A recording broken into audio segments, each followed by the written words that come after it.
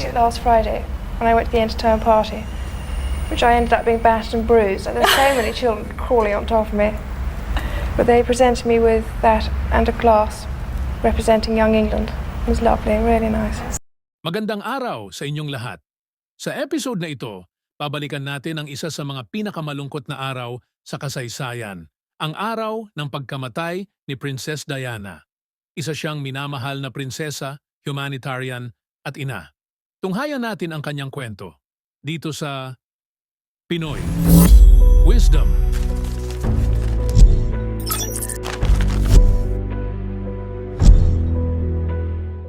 Si Diana Frances Spencer ay ipinanganak noong July 1, 1961 at lumaki bilang bahagi ng isang aristokratikong pamilya sa Inglaterra. Noong 1981, siya ay ikinasal kay Prince Charles at naging Princess of Wales. Sila ay nagkaroon ng dalawang anak, sina Prince William at Prince Harry.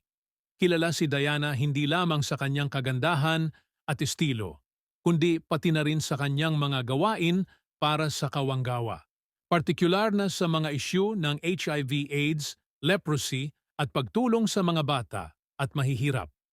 Noong gabi ng August 30, 1997, si Princess Diana ay nasa Paris kasama ang kanyang kasintahan na si Dodi Fayed.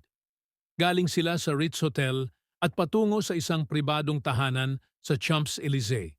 Sumakay sila sa isang itim na sasakyan kasama ang kanilang driver at bodyguard.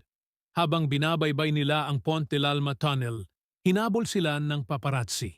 Dahil dito, nawalan ng kontrol ang driver sa sasakyan na nagresulta sa kanilang pagkabangga sa isang pader ng tunnel.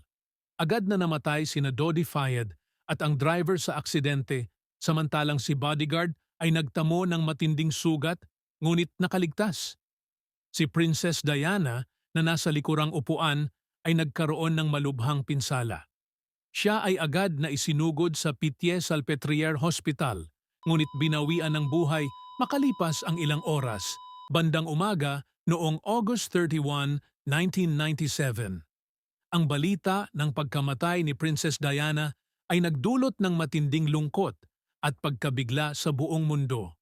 Ang kanyang kamatayan ay nagdulot din ng mga kritisismo laban sa paparazzi at sa media, na inakusahan ng pagiging responsable sa insidente dahil sa kanilang paghabol sa sasakyan ni Diana. Maraming investigasyon ang isinagawa upang malaman ang tunay na dahilan ng aksidente. Lumabas sa mga ulat na ang driver ay lasing at may mataas na level ng alcohol sa kanyang dugo. Ngunit marami pa rin ang hindi kumbinsido at may mga nagsasabing may sabwatan o foul play na nangyari. Noong 2004, nagkaroon ng bagong investigasyon sa UK na tinawag na Operation Paget na nagresulta sa isang 832 na pahinang ulat noong 2006. Ayon dito, ang aksidente ay dulot ng kapabayaan ng driver at ang paghabol ng paparazzi at walang ebidensya ng sabwatan o foul play.